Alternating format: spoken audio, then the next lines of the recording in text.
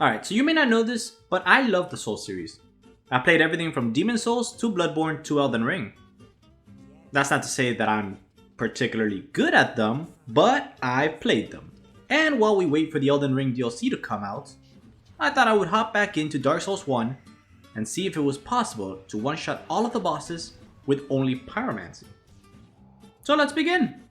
First off, we want to pick the Thief as our starting class, and as our gift, the Black Firebombs. You'll see why this is important shortly. We finish our character and the game starts like normal. A knight drops us the key to escape our cell and we get going through the undead asylum. We pass the lovely scenery, head up a ladder, and open the door to our first boss encounter, the Asylum Demon.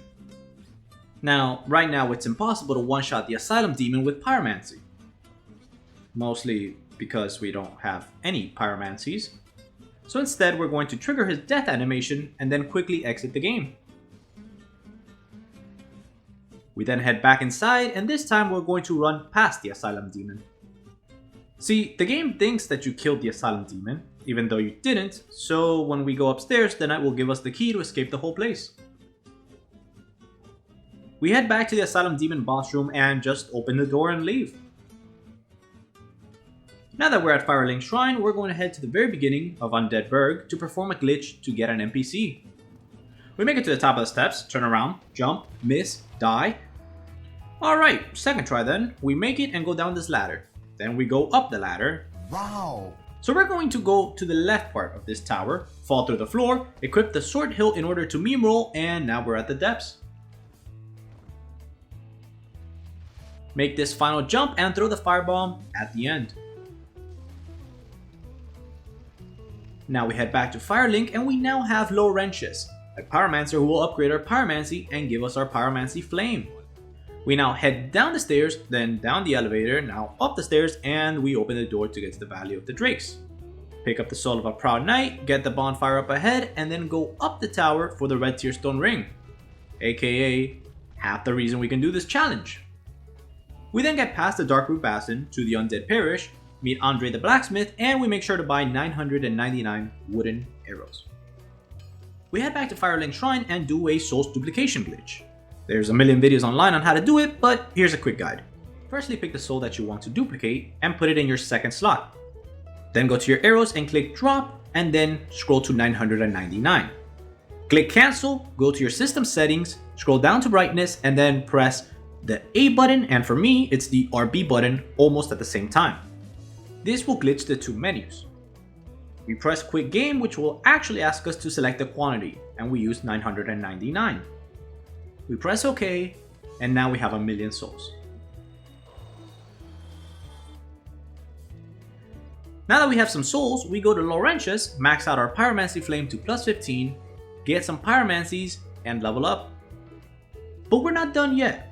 We make sure to save around 300,000 souls for another NPC, Kolana. We go down past the Valley of the Drakes and head right into Blighttown. We drop to the bottom floor to meet Kolana, where we ascend our Pyromancy Flame, maxing it out and buying all of her spells, even though we really only care about Firestorm. Last thing we need is Power Within, a Pyromancy that boosts your damage by 40%. If the red tearstone ring is half the reason we can do this challenge, Power Within is the other half. Alright, now that the prep is over, we can finally start slaying some bosses. Our first one is going to be the Bell Gargoyles, and the fight goes exactly how you think it does. With me running right into their fire, but still one-shotting them because we're so far ahead.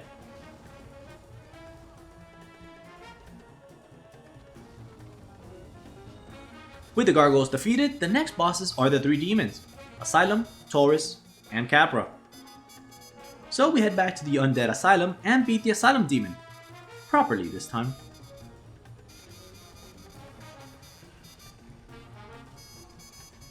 We then head to the bridge to fight the Taurus Demon, and I'm not worried at all. I know he's going to get one shot. Never mind! Alright, this time we got it. Even if we do die afterwards because of Power Within, the boss died, so it counts. Lastly, we're gonna go for the Capra Demon. But before that, we're gonna save this guy because he's going to sell us a really good ring later on. We get to the Capra Arena and the fight goes great. The dog missed his attack, so the demon absolutely got smoked. Now that the demons are gone, we head back to Firelink to buy the Bellowing Dragon Crest Ring, which boosts our fire damage even more. And then we go back to Blighttown to take care of Quelaag, which shouldn't be too much trouble, and that is interesting. Hold on, let me look something up real quick. Chaos Witch Quelaag, half spider, half woman, has a sister, immune to all types of pyro.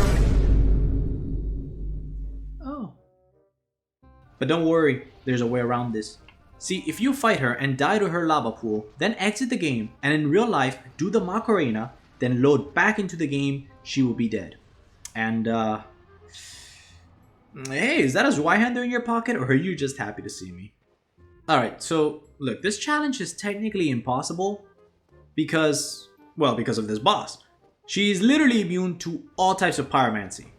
But besides her, and one more boss that I'll get into later, this challenge is technically possible. So anyway, after beating Quelaag, we head downstairs and join the Covenant with her sister, offer 30 humanity, and get Chaos Storm. So now we have Chaos Storm, which is going to be our strongest pyromancy for the vast majority of this run. Which is good, because we're about to fight another boss, the Ceaseless Discharge, which is the perfect time to show you how OP this pyromancy is. Woo! So after Chaos Storm didn't work, I used Chaos Fireball. And when that also failed, I was down to the power within, my last pyromancy. And yeah, that worked, so GG, easy wrecked, trash. Alright, so by now we've killed demons, gargoyles, and whatever the hell that is. So now we must continue our epic testosterone-filled journey by killing a butterfly and a dog. Woo! After we finish burning down a forest, we go to Sen's fortress. Watch out for the snakes, the traps, and this asshole. We then proceed to melt the iron golem, and we have now officially finished all the early bosses. Now the difficulty really ramps up. As we head into Anor Londo to fight Ornstein and Smough, which shouldn't be too bad.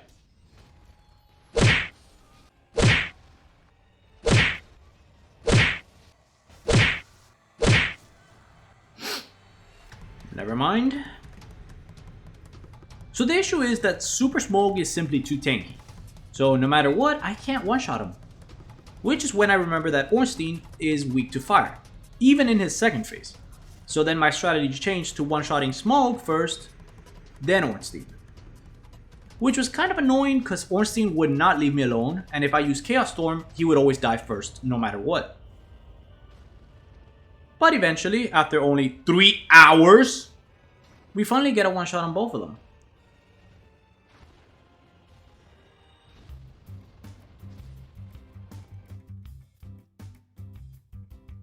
We open the door to a woman that every guy would definitely say has a great personality. We stay for the soup bowl, piss off her brother, kill her brother, and while we're at it, kill her daughter too. This land is peaceful. Its inhabitants.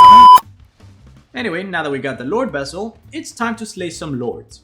So we go down to the catacombs, say hi to Pinwheel, say bye to Pinwheel, and continue heading to Nido now. Now, I'm not gonna lie. Nido took me about 2 hours, mostly because, well, Nido has a lot of health. And by this point in the run, I was getting a little angry. Mostly because, well, I couldn't see anything, and I was getting smacked constantly. Oh my god, so help me! Why are you there? Why, you stupid giant skeleton fuck? What are you doing on all fours? What, are you taking a massive up your ass? Fuck, man! So after another 30 minutes, we finally managed to beat him. Boy, that was fun. We briskly leave the catacombs and go into the depths because we forgot about the Gaping Dragon. Gaping Dragon, huh, Miyazaki? Alright then, after that's done, we pay a visit to Seath in the Duke's archives, destroy his crystal, and then him. After that, I pay a visit to the Undead Asylum again to fight the Stray Demon. And while I'm contemplating getting the Crown of Dusk, I don't think I'll need the extra damage for this fight. Huh. Hey look, now we have the Crown of Dusk. Which is cool, but it also means that there's nothing left in the game that can boost our damage. With Stray Demon defeated and the main game getting close to the end, I decided to start the DLC. We go through the fog and fight the Sanctuary Guardian. And while he's fast, he's also super squishy, which means we make short work of him. Next we leave the DLC and go down to the Demon Ruins. And so help me God, if you are immune to Pyromancy, I will be pissed. Oh, never mind. Glad we got the Pyromancy immune bosses out of the way.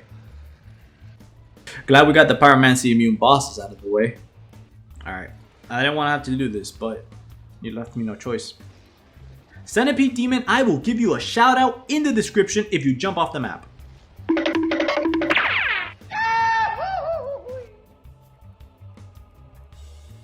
Well, damn. Alright, he earned it. Next up is the Bed of Chaos. What? Why isn't it working? Oh my, you know what? Screw it. Alright, final 5 bosses left. We go into the DLC straight for the Royal Woods. Sorry, I meant Royal Wood. Oh, I get it. Wood is a euphemism for Miyazaki, you scam. Anyway, we make it through the woods and are face to face with the knight Artorias. Honestly, out of all the one-shots, this one was my favorite.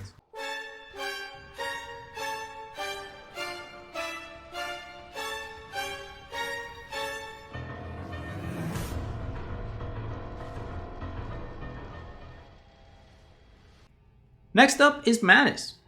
Alright, Manus. Let's see who's going to be called Daddy when this is all over. Okay. It's you.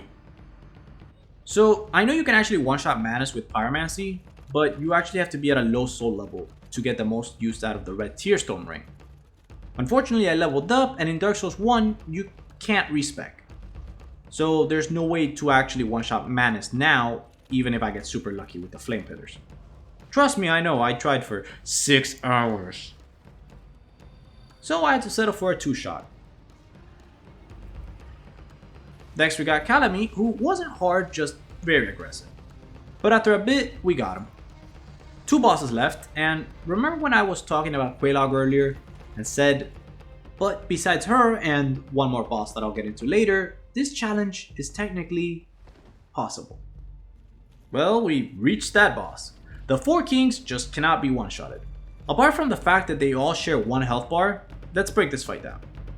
Just to get to the boss, you have to lose a ring slot, so my damage automatically is weaker. The next issue is the Flame Pillars, which have a lot of RNG to them and will sometimes be really unlucky. And the last issue is the arena. For some reason, this is the worst arena in the game. Because you're in the abyss, sometimes the Flame Pillars will just get stuck on the ground, which means half your Pyromancy will be gone before they start taking damage. Now, I'm sure you can pull it off if you get really lucky with the pillars and with the RNG and the arena, but after 6 hours of trying, I had to call it quits. Which just leaves the final boss. Go on. We enter the arena, get hit for red Tearstone buff, watch the worst grab ever, and proceed to one-shot him. Best part was that was my first try too, which is good because my sanity is absolutely gone. And so besides Quelaag and the 4 kings, I just one-shotted all the bosses in Dark Souls 1 with Pyromancy.